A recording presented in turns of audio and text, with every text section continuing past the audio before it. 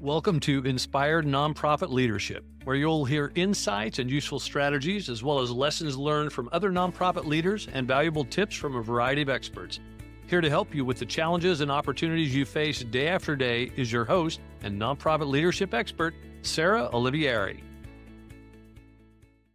Today, I want to talk to you about stress.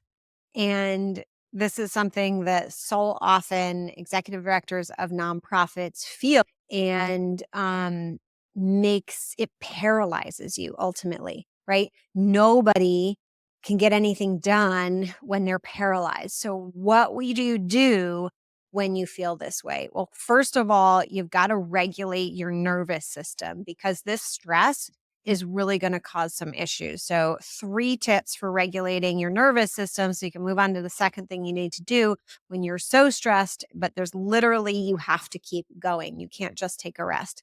Give yourself a good 5-10 minutes just to acknowledge how stressed you feel, whether you need to cry or eat a pint of ice cream or tell your best friend or tell a group of supportive people and just complain about how awful it is.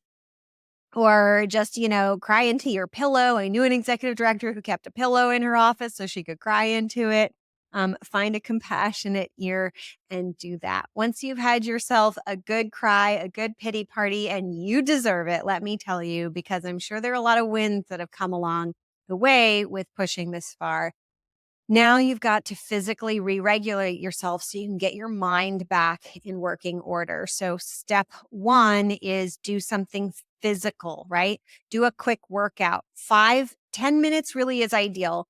You can do the 7-minute workout. There's a bunch of apps on phones for 7-minute workouts. You can do jumping jacks, you can do rowing, you can do a brisk walk for 5 to 10 minutes. It does not have to be a long time, but you want to get your heart rate up and you want to get your full body moving. And this is going to force your brain to focus on coordinating your body physically. And it's going to help get it kind of off that stress mode. So you need full body activity exercise for a few minutes. I aim for 7 to 12, I'd say. Next, you want to refocus your mind. So you're going to want to do basically meditation. You can use an app for this or just set a timer. And again, you don't have to do it for very long.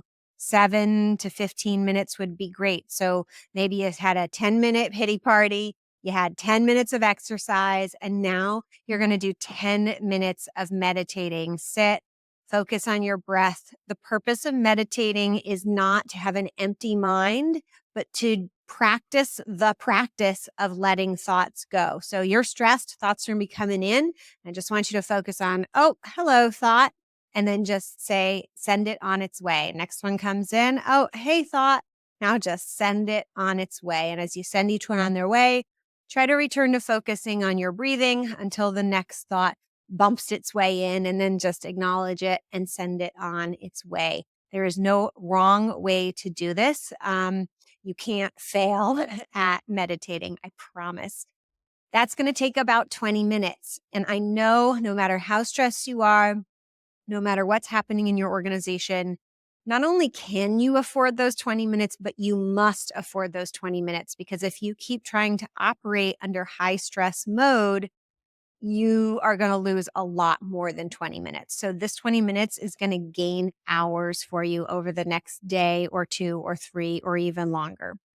So once your body is ready to work again, now you just need to remind yourself, I cannot do multiple things at once. It has to be one foot in front of the other, one step at a time. And all you need to decide is not the whole plan. You just need to know, what is my next step that I'm going to take? What is the next most important critical thing to be done? Try not to let the stories of everything that could and should and be done, but just say, what's the very next thing?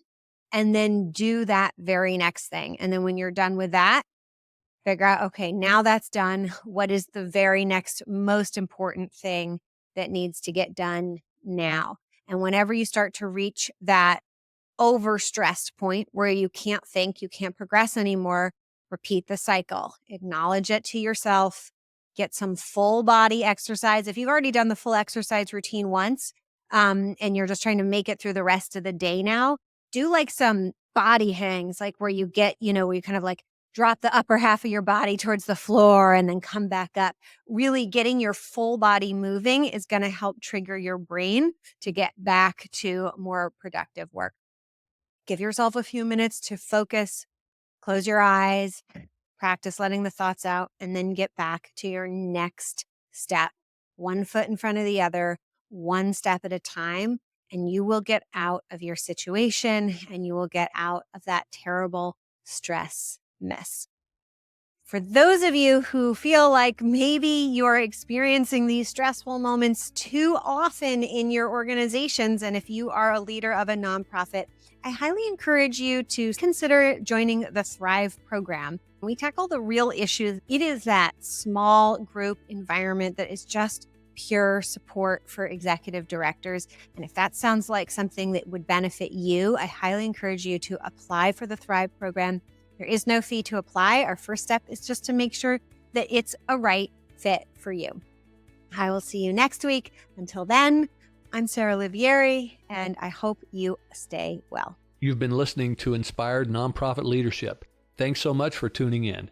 Be sure to subscribe so you don't miss a single episode or the bonus episodes. And while you're at it, please leave a rating and review, and be sure to share with your friends and colleagues. Tune in every week for more useful insights and wisdom on nonprofit leadership. Thanks so much for all you do for the communities you serve. Until next time, all the best.